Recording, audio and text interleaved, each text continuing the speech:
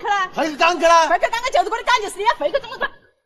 哎，回去怎么着？你在个屋里去尿了？我在屋里去怎么着？我就是我的工程就是的。家里你愿意不？就在这里。你为什么不愿意回家呢？他家暴，他因为家暴好多次了，打到我什么样子？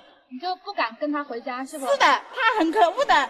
女子陪着丈夫白手起家，更是在38岁高龄产下2胎。然而身价100万的丈夫却对她拳脚相向，执意要抛弃她，这究竟怎么回事？新来的朋友点点关注。我们来看事情的来龙去脉。眼前这个拉着车门不放的女人叫潘菊元，车上是她的丈夫胡子。潘菊元说自己17岁便嫁给了胡子，结婚时两人一穷二白，为了生计，夫妻2人从湖北老家来到长沙做起了蔬菜批发生意。10几年打拼下来，也攒下一份家业，有车有房，身价100万。在她38岁的高龄，更是为了胡子冒险生下2胎。可就在第2年，丈夫胡子却对她拳脚相加，1岁多的孩子更是因此摔得鼻青脸肿。那么夫妻之间到底发生了什么？结婚20多年的夫妻感情，丈夫为什么会是这个态度呢？我看你常客过来在你旁边站这么久，你连看都没看他一眼啊？看什么好看的？是你堂客吗？什么堂客了？眼前这个男人正是潘菊元的丈夫胡子。见到妻儿的到来，他都不愿抬头看一眼，言语之间对妻子满是不屑。面对潘菊元的指责，他丝毫不在意。对于两人的感情问题，他也不愿多谈。最后他坚决表示要起诉到法院离婚。随后他更是转身就要离开，而这样的态度直接激怒了潘菊元。回去了？回去岗去了？回去岗就是我的岗，就是你要回去怎么着？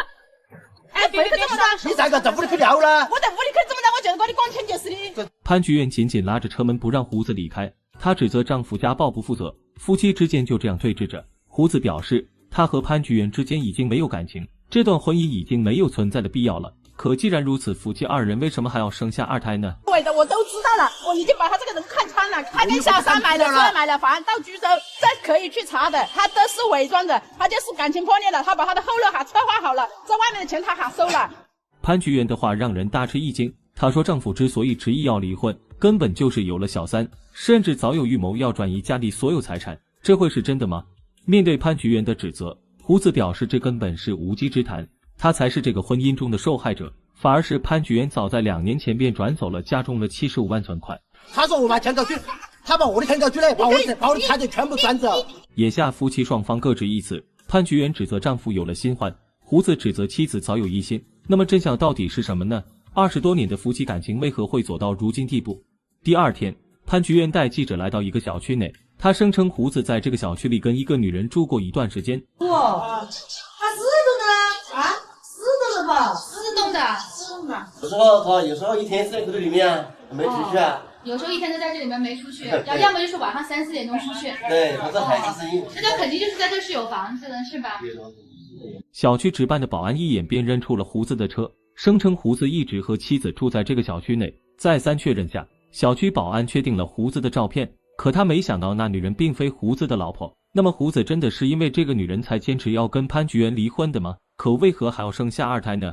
当天下午，胡子打来电话，声称有一份重要的证据。这个单，你问他是谁要生的，是谁要我要打掉，他不打掉。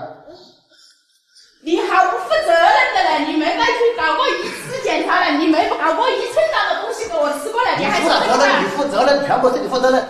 在胡子口中，他和潘菊元感情已经破裂。当初潘菊元意外怀孕，他本想打掉孩子，可潘菊元却坚持要生下2胎，他也是无可奈何。在他看来，潘菊元根本不是一个好妻子、好母亲，无论是亲人还是邻里关系都十分恶劣。随后他又拿出一份厚厚的取款记录，上面显示从2014年起，潘菊元的名下有75万元被分批取出。胡子说这就是潘菊元转移家产的证据，正是如此他才坚定的要与潘菊元离婚。看到这一幕，潘菊元瞬间情绪激动了起来。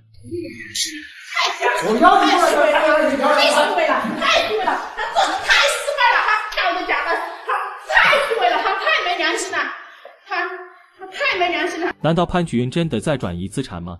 为了调查真相，记者走访了附近的居民，得到的答案基本一致。街坊邻居说，潘菊元老实本分，早些年一直辛苦做事，直到孩子出生后一直都是一个人在照顾。潘菊元的辛酸和不易他们都看在眼里，那么转移75万财产又是怎么一回事呢？潘菊元说自己根本没有转移家中财产，那些钱确实是自己取的，之所以分几次取出都是丈夫以进货的名义从她这里要走，甚至家中的钱箱也被丈夫撬开。自己现在一穷二白，身上只有儿子满月娘家给的3000块洗钱，她都舍不得花。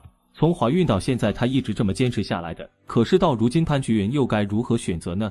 潘菊元说，自从17岁嫁给胡子，便开始做起卖菜的生意，每日早出晚归。丈夫胡子每天早起进菜，她便晚归卖菜，夫妻俩同甘共苦，日子虽苦但感情好，两人过得幸福。如今她也过惯了苦日子，对于生活她要求也很简单，有份家业，儿女双全就是最大的幸福。尽管到了这个地步，潘菊元还是想维持这个家的完整。那么胡子又是什么样的态度呢？还是坚持要离婚吗？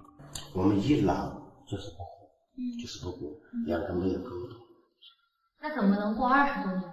讲的这么讲究是，反正一闹就是个一个鼻子朝东，一个鼻子朝西了，一闹就是冷战啊。他是霸气那个人想的，付出到极点，但任何人都是这样讲的。他是一口咬定别个讲出那个没问题，他就才能进钱，他不能出钱，把他一分钱出来的。你说1块钱，他就要你10块；你说10块，他就要9块。他好像这么抽题，看他你凭他的想象都想得到不？是不？你就看他刚讲话的这个语气，你就知道。胡子表示，自己跟潘菊元结婚20年来，头2年关系还是很融洽，后面最大的问题就是缺乏沟通。胡子说，自己和妻子本就疏于沟通，而潘菊元性格固执，经常一言不合就争吵不休。早些年两人都为了生计奔波，得过且过。随着日子越来越好过，积压已久的矛盾最终爆发。胡子也坦言自己确实有关系密切的异性女友，现在早已没有联系。现在离婚的理由根本就是眼下生活实在苦不堪言。作为你一个女人对男人不好，男人会想到什么弯曲啊？这是个爱人。你一个女人对男人不好，男人肯定会出去寻寂寞。可不管如何找借口，他都曾背叛婚姻，给潘菊元带来的都是真实的伤害，完全没有尽到一个丈夫和父亲的责任。最后他也承认潘菊元的辛苦的付出，提到这个胡子的态度有所缓和。他坦诚妻子确实和自己吃了很多苦，事到如今他们也并非全无感情。最后在记者的劝说下，胡子同意和潘菊元到心理咨询室做最后的沟通。因为为什么呢？他们差距太大了，现在，因为他就完全来了农村的女人不富裕，你看这么多年在城市来了这么多打拼这么多年了，还是这一成不变。你听到没有？听讲了没有？我现在讲这个意思听清楚没有？这也是真正是心理的老师。所以你就把你的心里话也说出来不？这一下子讲出来了。因为我跟你说，你要这样想，你跟他跟你在一起，因为你们现在有点钱了，不像以前，对不对？要为生活而奔波，现在有点钱了，那么你们要找到共同的语言，找到共同的生活的方式方法。但是你还是像以前一样的说话，自己这个老观念里面，要把钱牢牢的抓到心抓手上，还是存着那个，哎呀，今天赚100块钱，我要存个110就好。你把钱存够了，你老婆就离走远了。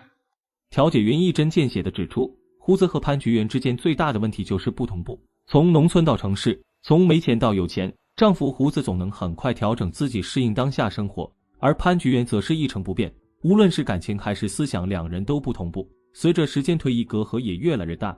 而胡子这一边最大的问题就是对妻子的忽视和冷漠，最伤尊严的行为就是出轨。当出现问题时，胡子选择的是逃避和背叛。面对调解员的指责，胡子沉默了。直到这个时候，他意识到自己的问题，最终在调解员的劝说下，他表示会重新审视自己，忠于婚姻和家庭。潘菊元和胡子都表示会按时接受婚姻咨询辅导，建立起沟通的桥梁，重新经营好这个家。这20年来，他们第一次正视夫妻之间的矛盾，第一次向对方迈出信任的步伐。只有真正懂得珍惜和尊重，才能让婚姻变得甜蜜而持久。那么你又怎么看待这件事呢？如果是你，你会选择原谅胡子吗？欢迎视频下方留言讨论，我们下期再见。